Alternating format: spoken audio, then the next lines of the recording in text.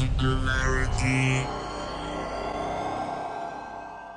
In the last century, an old Indian man told me a secret.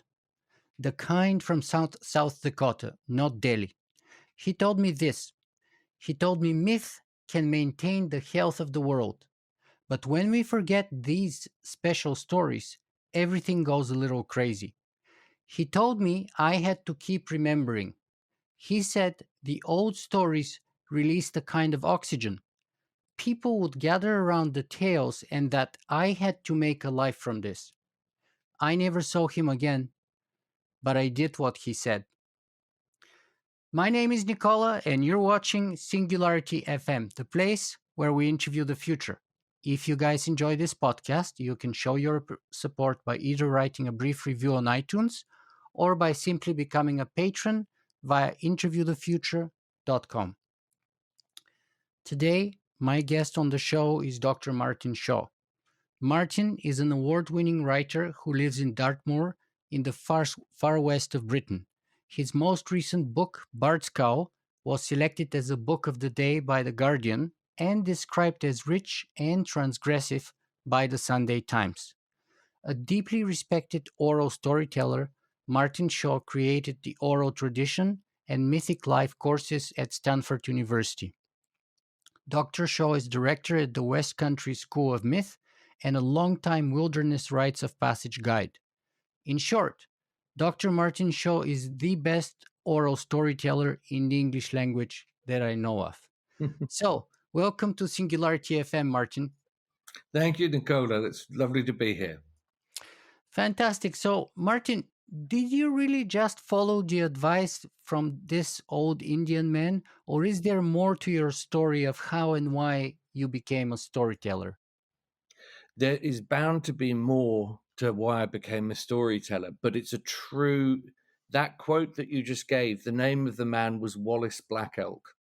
Wallace Black Elk. No one's ever asked me in all the interviews about Bard's Gone. No one's ever asked me about that moment. He was a real person. He was a Lakota Sioux medicine man, and he was the grandson of a man called Nicholas Black Elk, whose prophecies were put in a book about, well over 100 years ago called Black Elk Speaks, which is a very important book. And that advice that he gave me was true. And to the best of my work over the last 28 years or so since that encounter, I've done my best. But as you were hinting at, of course, there's more to the story than just that one moment.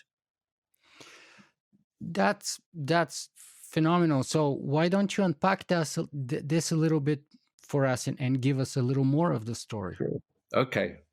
Well, I was born at the very beginning of the 1970s, 1971. So I do regard myself as a child of the previous century. I grew up in a house where we didn't have a television. So there was a lot of attention on stories, on books, on words, on ideas, on art. The back of the house led off into a reasonably sized forest. And so my imagination in Russian fairy tales and folk stories, with the woods behind the house and with these stories ringing in my ears and very little television to distract me, apart from when I went to see my grandmother, who did have a TV, that was what got me started. But it would have been only in my 20s, many years later, that I began to look at the stories I loved as a child as having a lot more sophistication to them than I understood when I was 6. You hear a story when you're 6 as you're meant to hear it, but then if it's a story with lots of depth, you hear it in a different way when you're 26, 56, 86. So theoretically, the stories deepen with you if they're really of great quality. So I decided, I suppose, it would have been in my mid-20s, I'm in my early 50s now, that my life was going to be an intense study of mythology and story, and also the telling of them. the oral transmission, the actual storytelling of them. But between me and you, Nicola, I didn't really know anybody that did that. I didn't really know it. I didn't really know it existed. I knew lovely old ladies in libraries that read stories, but just told them. I'd very rarely seen that. Although I suppose I'd seen it in my dad doing it quite naturally in the house. So over the last 26, 27 years, what began as a completely private passion with no sense whatsoever of what I could kind of do with it other than love it, it's grown into this thing now. Whereas I'm talking to you, I'm just finishing my 18th book. I've had a Wow. school of myth for 20 years. I was lucky enough to teach at Stanford, as you mentioned. I have been across Canada, which is, I think, where we met, Yes. across America many times, across England. And I'm just tremendously grateful for this unexpected life. Yeah, so you're one of the very few storytellers, or modern day bards, maybe is a better word, because bards made a living by telling a story, right? Yeah. And you're one of those very few people who actually does this today in the 21st century, which is Yeah. almost unique. Yes. Now, that's a good point. The question of money is interesting. Most storytelling throughout history has not been monetized in any way, and I don't think it's meant to be. It's beyond that. You have storytellers often, even in a family. There's someone who's particularly gifted at telling a story, and you'll gather round the fire, and the story gets told, and then you occasionally get these characters called raconteurs or bards who have somehow taken their art form to such a sophisticated degree that their reputation spreads. And people say, well, look, actually, I'd like to have that guy at my wedding, or maybe that woman could come and talk to the children. And the only thing I knew when I started was that I wasn't primarily going to be focused on working for children. It was going to be for adults. And it was going to involve both the telling of the story, but also the deeper rummaging, exegesis, explorations of how could the Odyssey resonate with the lives that we're having in, 2023? Wow, and the amazing thing is that it does actually so much actually, but maybe here we should jump in just for a second and define our terms. So, what is story, Martin? How do you define story, and why should my audience, who are mostly tech people, IT professionals, many of them in the big companies like Google and Facebook, Amazon, etc., many of them programmers, many of them with engineering degree, hard science people, people who work for a living, as many of them would say, and who produce tangible stuff at the end of the day. Why should any of them bother listening to us, or anyone for that matter, about story? Why should they care? The reason that they would probably care is that I would imagine in all the jobs you've just described, they all involve imagination. They all involve imagination. And what you're getting with ancient stories, especially, is this strange issue that whenever human beings start to imagine, they tend to imagine within stories. They create stories. We are a story fed culture. If you want to know about how the people tick that you're selling your stuff to, you need to know the stories that make them chime, that open their heart up, that deepen them. So I mean, there's also the disclaimer, of course, we're saying if you don't feel a call towards it, well, just ignore it. But for many of us, especially people that are not necessarily traditionally religious, uh, myth and story just has a kind of a depth, a sense of ancestral connection. It's a kind of anchor in a time where we are. I've described it recently. I said, I feel like we live with a tyranny of choice. We have so many options all the time, it's almost paralyzing. Whereas when I became an oral storyteller, I realized there was a limit to how much my imagination could actually retain.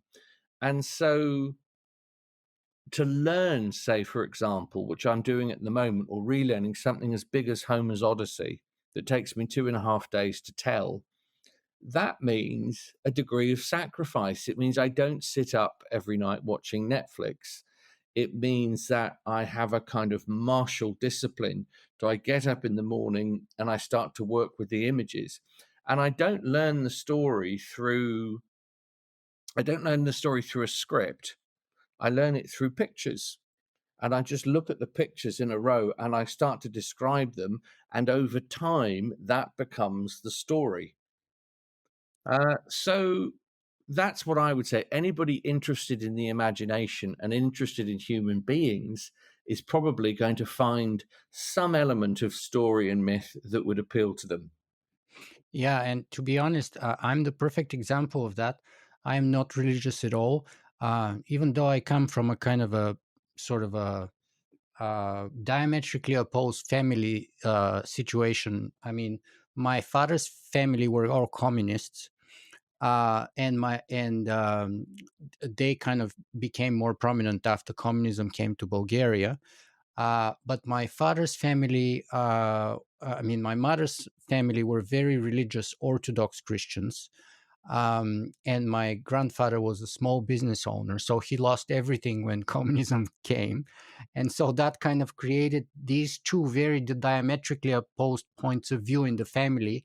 And there was kind of constant friction because the communists were making fun of the religious beliefs of the Orthodox people and so on. Yeah. So I kind of grew up within that situation. But what appealed to me most when I was growing up, and I was probably grade one when I picked up the book, was the ancient Greek myths and legends.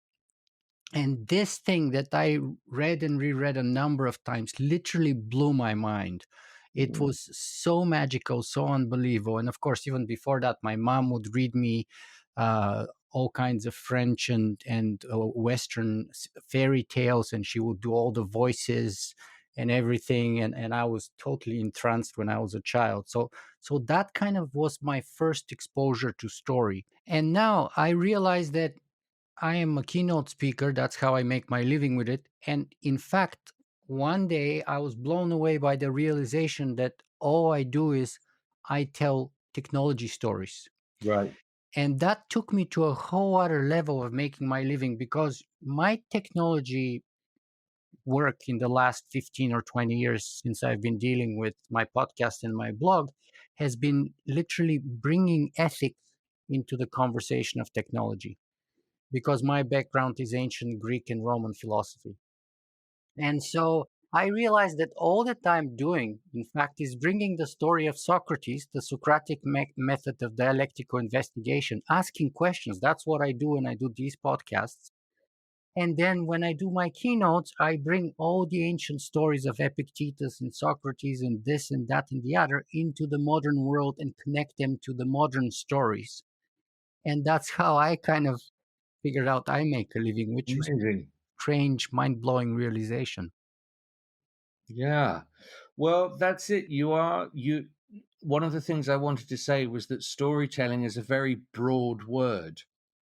And when people invite me to talk about stories, I usually have to specify and say, I am an oral storyteller working with traditional stories. But that doesn't mean there aren't other kinds of storytellers. I'm just this very particular, rather antique version. Well, you're the most unique version because you're the only person I know of who can do the Odyssey kind of, but I don't want to say by heart, but sort of impromptu. Yeah. Uh, Yeah. so I don't know of anyone else who can do that nowadays, to be honest. That's a No, lost skill and lost tradition, except for you, maybe. there would be a few of us. There would be a few of us, but they're few and far between. And with all the wonders of technology that we have, sadly, I notice that as my relationship with my phone and my computer continues, my capacity to remember like this gets diminished. It gets diminished. And whereas 5 years ago, I would just jump into a story and be completely submerged in it, now every 15 minutes, there's the impulse to check my phone. We all understand this. We all Wow. understand this. Yeah. So, in a way, it's only when I'm on stage am I completely freed from that sort of digital world. But luckily, most of my life I've lived without it. So I had the concentration levels established to be able to work in this very ancient fashion. Yeah, I feel it exactly the same way like you when I'm on stage. It's kind Mm. of liberating in a way. Yeah. And I suffer from the same kind of urge to check my tech all the Mm. time too, which is utterly terrible. And um, but let me ask you this though. Um, can technology, I mean, can story really heal the world as that wise old Lakota Indian told you? And if so, how? And maybe we should even go back a little bit before that and reiterate what's the definition of story, because I think we kind of Mm. didn't get to that part. What is the definition of a story? Well, I'd say probably let's change the word to myth, not story, because story is so broad. A myth is what is sometimes described as a beautiful lie that tells a deeper truth, or a truth that works without the use of facts, something like that, because you Mhm. just recognize instantly that you're encountering what the Mexicans call the river beneath the river. You've encountered a kind of intelligence in these old stories that is more than a newspaper report. It's more than a newspaper report. So I think a real myth or story is something that has the quality of it never happened and it happens every day. It's a sort of quintessential, essential truth. Um, Also, for me, I have an ecological interest in stories, and people like Wallace Black Elk would never have said that a story's origin point was just the intelligence of a human being. It would say, no, no, no. The person that first heard this story went walkabout for a few days and slept by a river and prayed to a mountain, and then that mountain or that river started to gossip to them, started to whisper to them, started to nudge them. And through a kind of conversation with the earth itself, a story was born. That's exciting to me. And so that was the kind of thing. And I lived for 4 years in a tent without a computer, without a phone, without anything. I lived in a tent for 4 years. And that was the beginning of my apprenticeship. That was part of how I built up the mental discipline, the imaginative discipline, actually, to do what I'm doing now. That's absolutely mind blowing. I was going to ask you about that a little bit later, but let me ask you here. Does living in a tent mean you were homeless, or what No, was kind of the situation of no, you? it I'm wasn't. missing the context. The context is I remembered what Wallace Black Elk had said to me. You need to really learn these stories. You need to have a really strong relationship with the outdoors, with nature, with wilderness. And no, I'd been living in farmhouses, things like that, and the opportunity just came up. When I say tent, it was a beautiful tent. It was a big black Mongolian yurt, and Wow. so it wasn't just like a tent on the side of a road. I wasn't in an impoverished or desperate situation. Um, I just knew that there was a place where I could put this tent where there was a bit of space overlooking a valley. And that was how that began. It was also at a stage in my life, in my late 20s, when I was still young and unencumbered enough to do it. When I came out of that situation, I almost immediately had a child. So Wow. it was my like one last moment where I could kind of just be completely anonymous. I sort of disappeared for 4 years. I had friends, they came to visit me and things like that, but it was at the time, it didn't seem very remarkable. But when I look back on it now, a quarter of a century later, it has. I see it in a different way. I'm very grateful for that experience.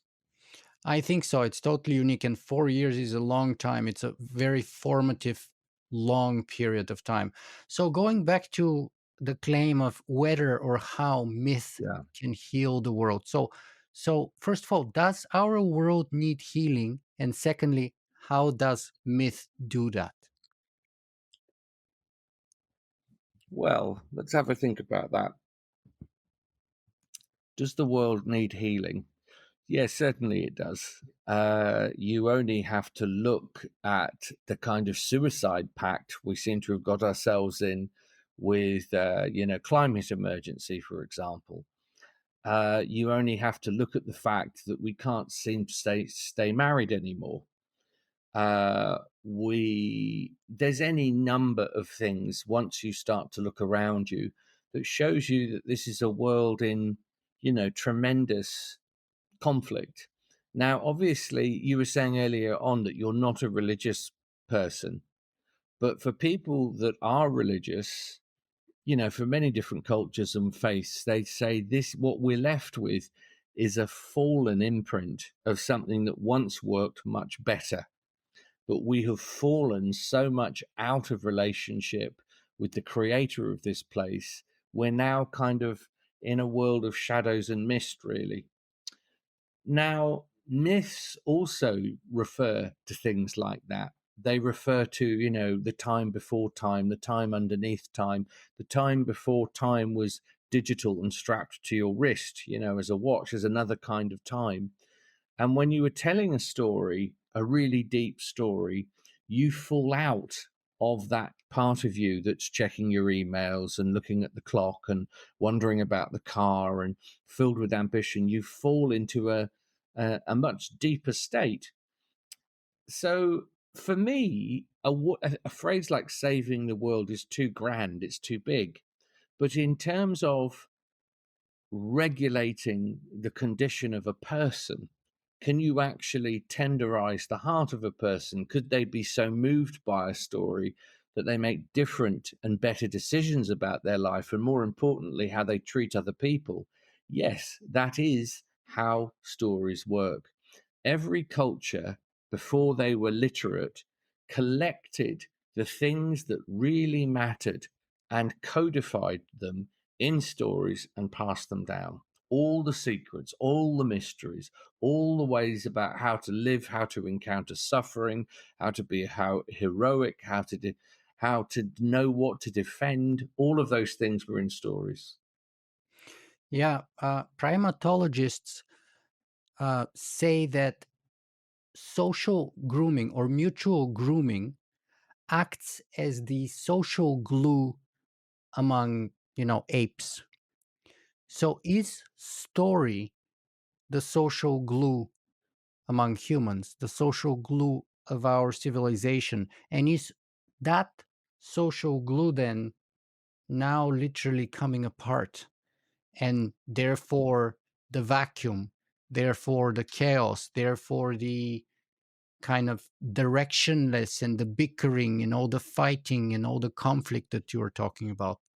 Well, I think the social glue probably existed up until about maybe 50 or 60 years ago.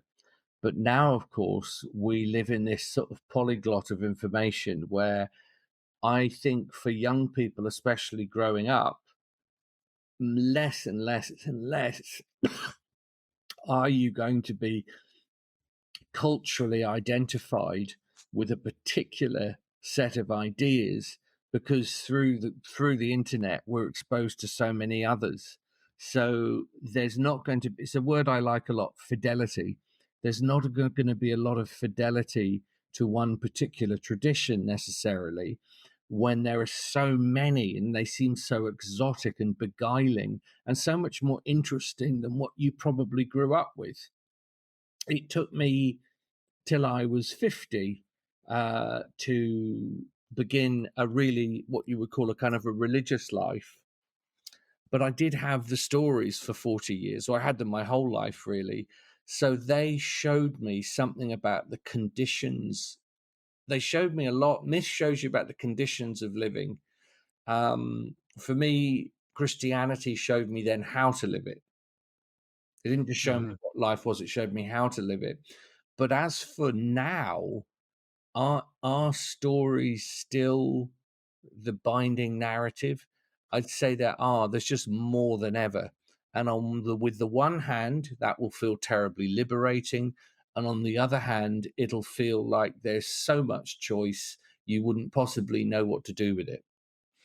So is the problem then that we have too many of them, or is the problem that we don't have one that we all, or much, or many of us, like let's say a majority of us, agree upon, which sets the framework for the other ones? I don't know. Um, I know that we hear a lot in the media these days. They talk about a meaning shaped hole in people's lives, or a God shaped hole. I'd say there's a myth shaped hole. There's just something where we have a lot of stuff. Many of us are more well off than ever. We have more uh, access to medical care and things. We're living longer. And at the same time, there's a sort of deep down, there's a deficit of something. There's some vital protein that we're just not receiving. So I wouldn't want to say, I would be careful about saying we all need to agree to the same story. That sounds like a disaster.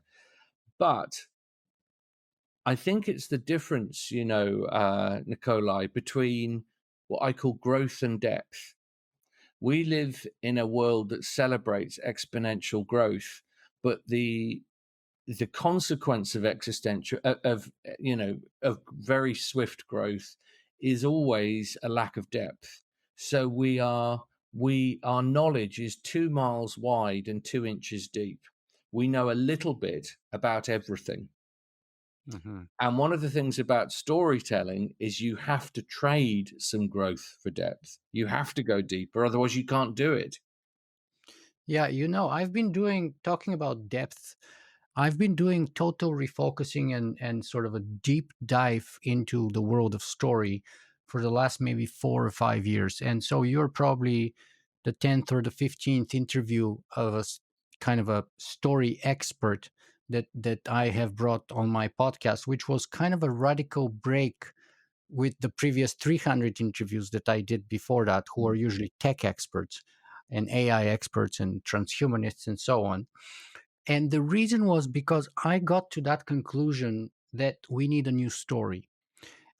And so the second book that I'm working on right now, that I've been working for a while, and that kind of pushed me into that direction, is sort of temporarily called Rewriting the Human Story: How Our Story Determines Our Future. Because my concern is that, a story, whether religious or whatever mythical story you embrace, tells us who we are, where we're coming from, and where we're going. It tells us what's possible and what's not possible, what's right and what's wrong, how are we to live our life, what's the good life. It lays down all those images for us, or the space of possibility, if you will. And in the current story that we find ourselves captured, or maybe even imprisoned, I think we can all see the ending is fatal for us. Yeah. Um, and and the only way I got to the conclusion to change that ending is if we break out of that story and come up with a new one, with a better story. Now, as you pointed out rightly, the tricky part is that that's why I'm struggling with it so much, is that it cannot be a single story. It has to be a multipolar story. So it's more like a mosaic of stories. It's kind of like creating the framework within which mutually exclusive and maybe even somewhat incompatible story can peacefully coexist together. That's what makes it so Mhm. tricky, right? And then I got a number of people on my podcast to discuss this topic. And one of them that I discovered, many of them gotten to the same conclusion, but one was Jonathan Gottschall. Um, no, before that, even Jonas Sachs, who had defined this thing called the myth gap. And he calls the myth gap the space between the realities of our moment in history and the shared stories to which we turn for explanation, meaning, and instruction for action.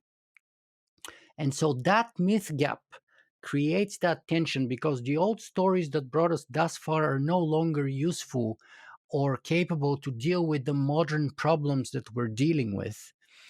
And so they're kind of falling behind, but there is no new powerful myth that's able to take on that function that's been served for thousands of years before. And I mean, even Nietzsche foresaw that in a way, in a tragic manner, when he declared that God is dead, and all of that, in a kind of uh, a way of like uh,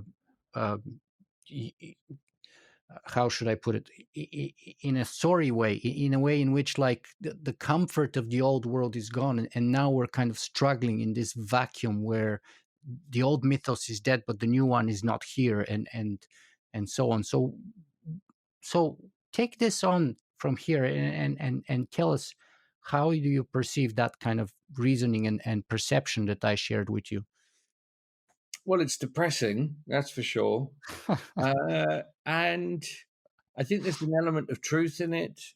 And but this notion that old stories can no longer adequately deal with the issues of today, I would sort of I'd question that. And I'd say there may be specific knotty issues that for some we need to rethink, or more importantly reimagine. But no, I don't think. I think, my whole life is meeting people, countless thousands of them at this point, who are profoundly involved with ancient stories in the most pressing and immediate concerns of their own private lives and their own political lives and their own careers. So the notion that it can all be kind of neatly binned, and some kid in a with a laptop in Detroit is going to tap out the latest myth. That's just not going to happen.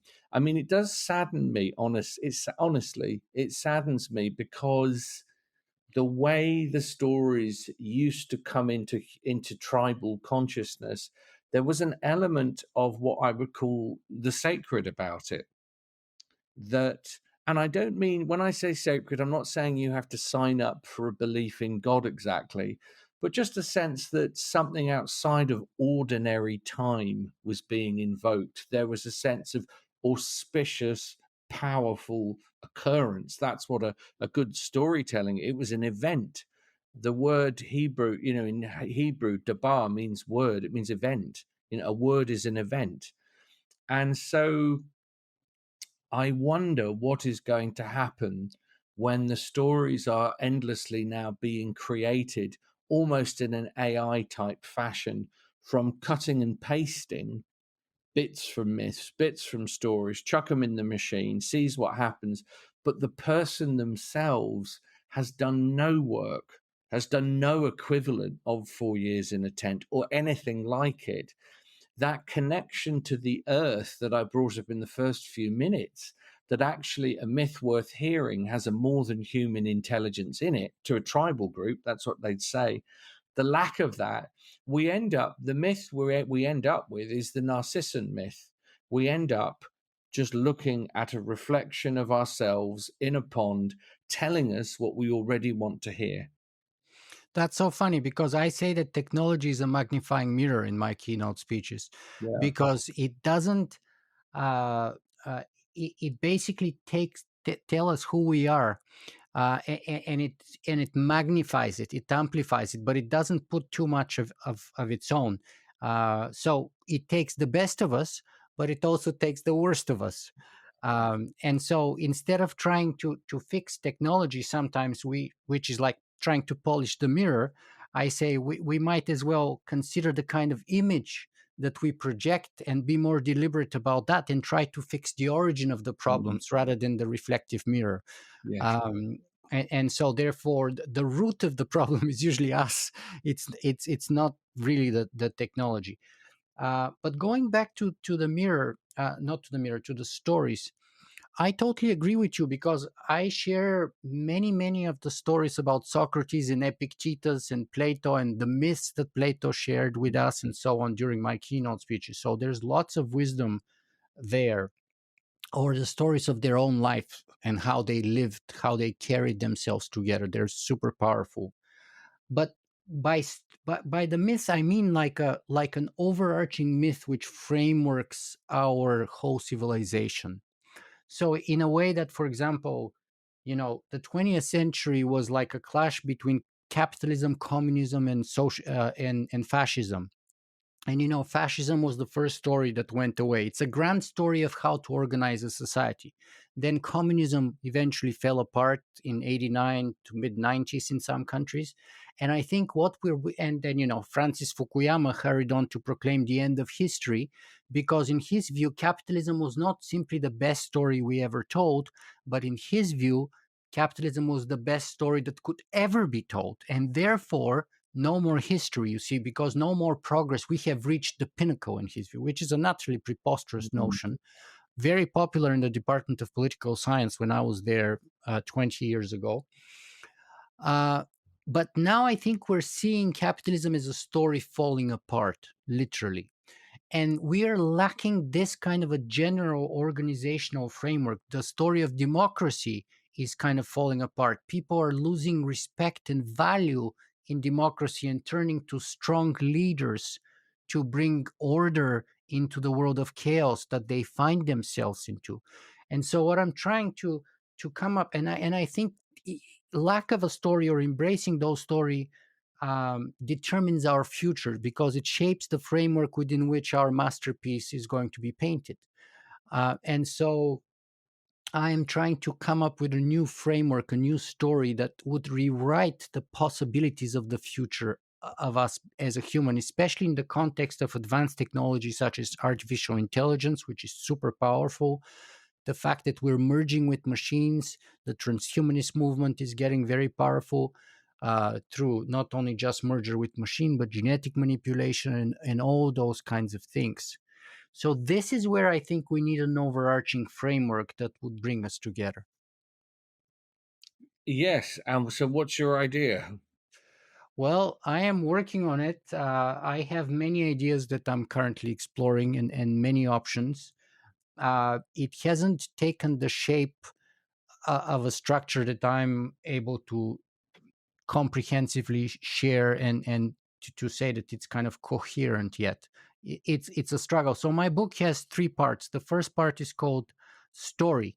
I think I got that part right. Kind of the idea of it. So it's like, what is story? How does it work? Why is it works at biological, neurological, evolutionary level, etc. Second part is called our story, and then I go into the human story and how all of our stories came to be to present day with us. And then the third part is called the future story, and that's the part I'm really struggling with, because I can't quite get that sort of to a coherent. It has to be on the one hand, it has to be multipolar and multidimensional. On the other hand, it still has to make some kind of a unity at the end of the day, and it has to be able to accommodate for even mutually exclusive stories, but in a peaceful way rather than in violent way, and in a way which is uh, problem solving way. So that the current stories that many of us are obsessed about are local nationalistic stories, but the problems we have, like climate change that you mentioned, are Mm. global. But we don't have a global story that creates the framework that would allow for those global problems to be solved, and the nationalistic localized stories cannot solve the global problem, because they're at a whole other level down from it, because you need the cooperation. And if you don't have that kind of global cooperation, you can't get to a problem resolution, and therefore you get to a fatal end. And so that's why I struggle with this, and that's kind of like my motivation. Mm. Mm. Yeah. Well, these are the very language. The very language that we're using is sort of not mythic. It's intelligent, it's philosophical, it's needed, but for stories to have weight, for stories to actually move the heart as well as sort of excite the mind, there has to be something else going on in them. This issue of we need a new story, I've heard it for a long time. And I've become very famous for saying the stories we need right now arrived perfectly on time about 3,500 years ago. So I do Oddly, I tell stories about the past because I think they're about the future too. I can't unpack it much more than that, but I don't see time as a straight line. And so it would be very unlikely that stories from Sumeria or philosophies from Greece or folk tales from Russia weren't going to prove to be hugely important in the next 100 years. It's a form of hypnosis. It's a form of hypnosis when we think what we're going through now is so site specific. It has no connection to what human beings have been going through for hundreds and thousands of years. Carl Jung had a wonderful phrase, the lament of the dead. And he said, Mhm. no real story works until it has the lament of the dead in it, until it has some bones in it, until it has some grit. And the problem with just crafting a story that you came up with, as opposed to a sense of a story being handed down like a myth, because a myth takes thousands of years to work properly. You can't create one overnight. Campbell would say there's nothing in your own. Joseph Campbell would say that you've got to gag on true doctrine. If something doesn't come up that you bump up against, the problem is people create myths that just are, they're filled with allegory. There's no mystery in them, and they're just making a point. And stories really are more mysterious. They're more animate than that, but they can't be produced like a party trick at exactly the right moment.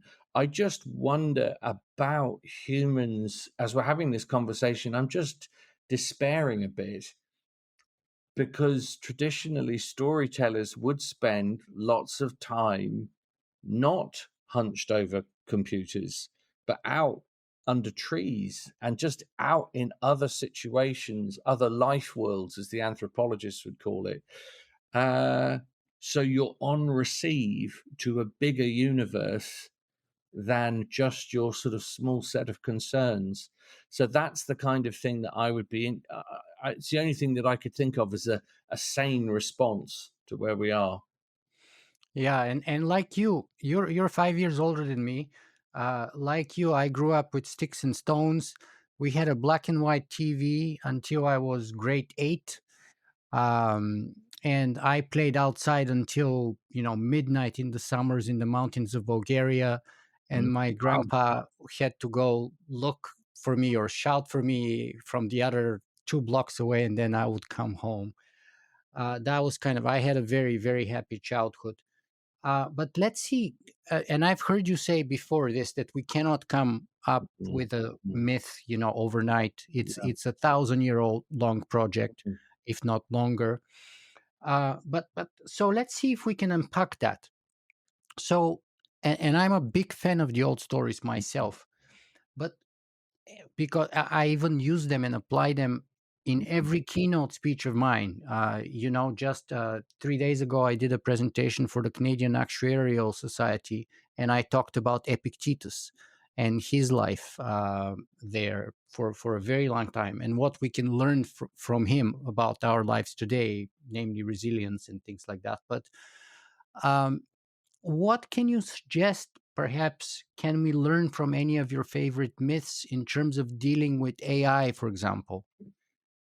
Well, first of all, I would say, because some people hearing this would be depressed by me saying you can't create a myth overnight.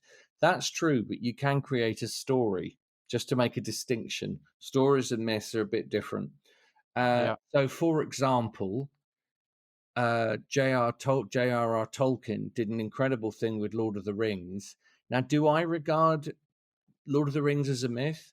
No, I don't, but it's very mythically inspired and it's mythic. It's mythic. And it's helped countless millions of people. So I'm not trying to dissuade anybody from being imaginatively awake to the conditions of our times.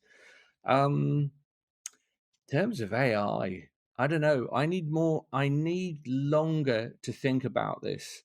I have friends who've taken a position where they think behind things like AI, there is a rather macabre intelligence at play that doesn't really wish human beings well at all.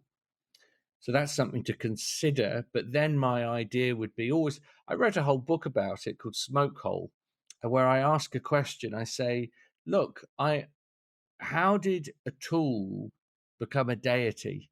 That's the problem, is our religious, our spiritual, soulful sensibilities. We now serve in a different temple, most of us. And most of us, I'm looking at the temple we serve in now, which is this little glowing box in front of me. So that would be the first thing, is I would want it to go from being a temple back to a tool. I don't want to just ignore it completely. That seems ridiculous. But it's got to be a force for doing good in the world, which is, I think, partially what you're getting at. But to regard, Absolutely. yeah, but to regard it all as entirely bad is foolish, you know. Yeah, and I often say that, I don't worship technology, though Mm. I love using it when it's useful, Yeah, right? yeah. But I don't worship it, and that's a key distinction, just like the other distinction that you made between story and a myth. Mm. And that's why my kind of ambition is to create a story rather than the myth. But one of the things that I thought about is that just like humans have a story about who we are, where we're coming from, and where we're going, so will AI. And so the context within which AI is given birth to or created would determine that story. So, for example, if AI is created in a commercial context, it will probably look at us as products or users. If it's created in a military context, the story of it, its story would be enemies and friends to be killed or to be saved. If it's created maybe in an open sort of source commons context, it might consider us more friendly and more kind of peers to be with. In other words, the birth, just like with people, the context in which you're born with, the blood, the people that gave you the first stories that you heard have a tremendously powerful amount of influence on you. The same with AI, right? So that's why that context is so important, because if the AI comes with the story, like we came up with the story of humanism, which kind of in a way told us we're the pinnacle of evolution. We killed God and we replaced him. We took his place and we became the giver and the taker of life on our planet, with our tremendous technological powers. And we called ourselves Homo sapiens, which made it was rightful and good that it was so. But what if AI takes the same story? And of course, they're not going to call it humanism, they're going to call it AIism. And of course, they would be smarter than us, so they would be the pinnacle of evolution.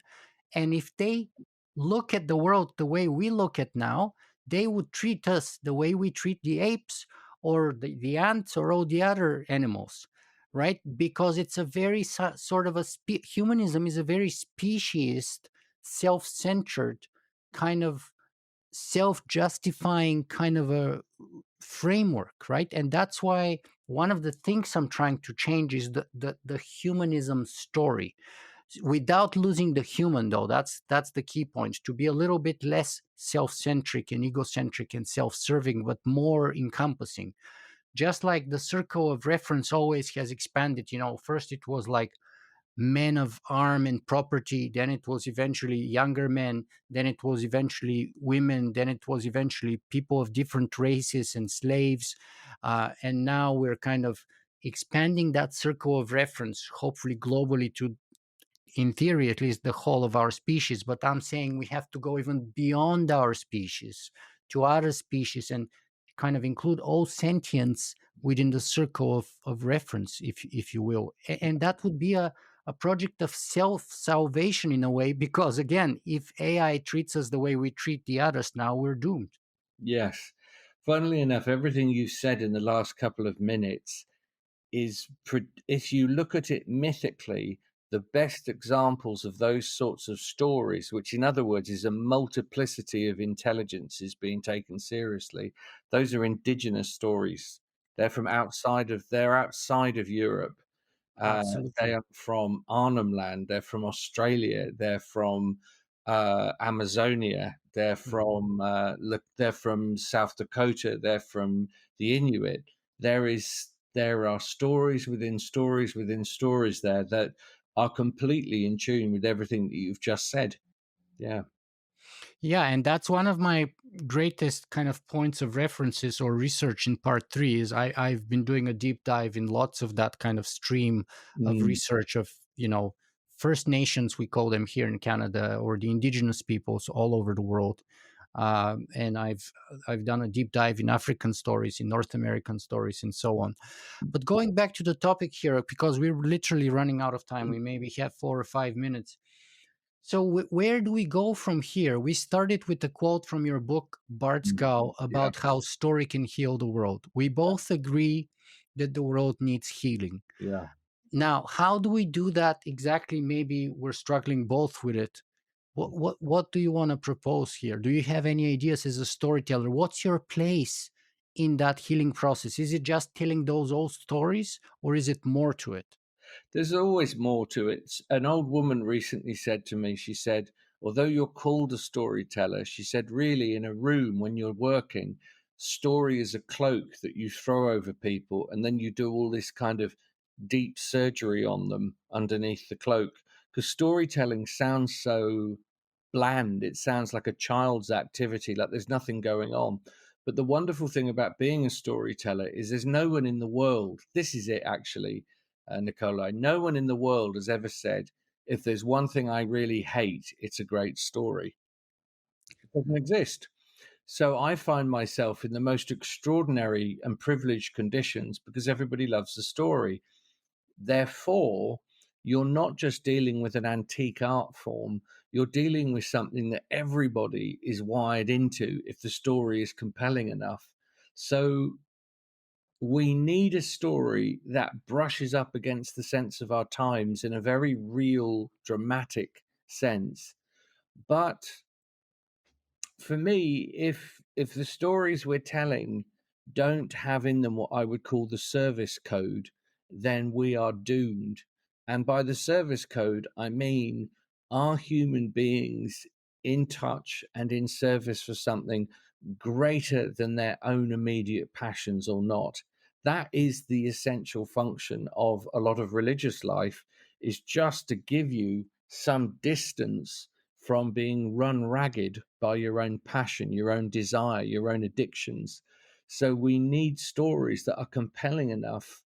And I can't find any other word really of a spiritual dimension enough to help us fall back in love with the world again. That's what I think is for me. That's my function. I call myself a praise maker. I go outside every day and I look around and think, what seeks to be admired by me? What seeks to be praised by me? Can I look at a rowan tree and give it 12 secret names? Or is there a person who's depressed and I need to look at them in 12 different ways and raise up their spirit? I have to begin there, right into the immediate. And so for me, the phrase I would use as we bring this to a conclusion is reverie leads to participation. Reverie leads to participation. And when I say reverie, I mean being caught in the wonder of a story. We're surrounded by dazzlement these days, but wonder, real wonder, where you come out and go, "Fuck, I feel changed in some way. I feel changed by what's just happened to me." That causes us to make different, better decisions in our life, and then in some tiny way, we do contribute to the great malaise of our moment. Yeah. Wow. Martin, where can people find more about you and your work? Go to Martin Shaw, Dr. Martin Shaw. The doctor is important because there's an actor of the same name. So you want to go drmartinshaw.com. I have a Substack, which is a weekly newsletter. And that's where all my really fresh stuff is coming out of. It's called House of Beasts and Vines. The link is on my website. My school is on the website. You just click on it there. Everything that I'm up to is easily accessible from that website. So, what's the final parting message that you want to send us away with? Is it a story? Is it like a single message? How do we wrap out our conversation perhaps in a positive, Yeah. upbeat way. Well, I would say this, Nicola. My message would be take courage. It's very easy when you painted about 10 minutes ago an accurate but really terrifying picture of how AI could then effectively take. We could be being sort of eaten from the inside by artificial intelligence. That's deeply distressing. That almost qualifies as a traumatic event, even hearing about it. So remember your agency as human beings. Remember the stuff that lives in you that's nothing to do with computer screens. Spend time offline. That would be my advice. Pay attention to your dreams, learn a story by heart. Get a Grimm's fairy tales out, get some philosophy out, get the Odyssey out, come see me, go listen to your podcast. But in some way, take yourself seriously enough, because most of us have a tremendously low sense of self-esteem. You could be earning £1 million a year, but you still deep down inside you feel wretched. Forget all of that. Life is short. Life is short. Be a story maker for your times. Wow, be a story maker of your times. And I totally accept with you that we have agency, which is, in a way, one reason that kind of uh, problem with AI that I described, coming up with the story of AIism, was one of several reasons why I became vegan about 8 years ago. Uh, to set an example, not that the AIs would necessarily follow it, but set an example of us, our species, respecting other species, and hope that the AIs would treat us the same way.